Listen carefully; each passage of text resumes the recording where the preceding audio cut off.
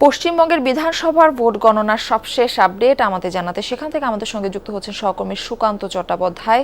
তিনি আছেন high voltage আসন ভবানীপুরে, যেখানে লড়েছেন মুখ্যমন্ত্রী মমতা ব্যানার্জি ও বিজেপির শুভেন্দু অধিকারী।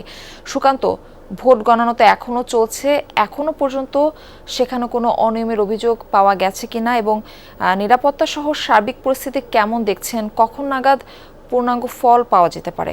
দেখুন, নিরাপত্তা বলয় কিন্তু দেশজনীয় নিরাপত্তা বলয় রয়েছে। আমার পেছনেই কিন্তু মমতা বন্দ্যোপাধ্যায় এবং শুভেন্দু অধিকারী ভাগ্য নির্ধারণ চলছে। এখানে কিন্তু ইভিএম এবং পোস্টাল ব্যালট সব মজুদ আছে এবং এখনো পর্যন্ত এই কেন্দ্রে কোনো কাউন্টিং এর কোনো আপডেট নির্বাচন কমিশন বা এখানে যিনি সেক্টর অফিসার আছে তিনি এখনো দিতে পারেননি। তবে অন্যান্য জেলায় অর্থাৎ আরো যে ৭৭টি কেন্দ্রে ভোট গণনা চলছে, সেই ভোট গণনায় কিন্তু ইতিমধ্যেই ফল আসতে শুরু করে দিয়েছে।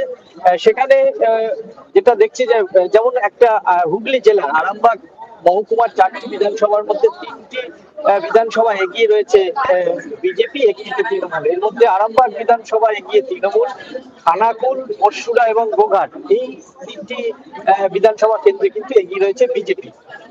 এখনো পর্যন্ত গোটা রাজ্যে প্রায় 134টি আসনে কিন্তু এগিয়ে রয়েছে বিজেপি, সেখানে 120টি আসনে এগিয়ে রয়েছে তৃণমূল কংগ্রেস। অন্যান্যদের ক্ষেত্রে সিপিআইএম এবং কংগ্রেস 2টি করে আসনে এগিয়ে রয়েছে।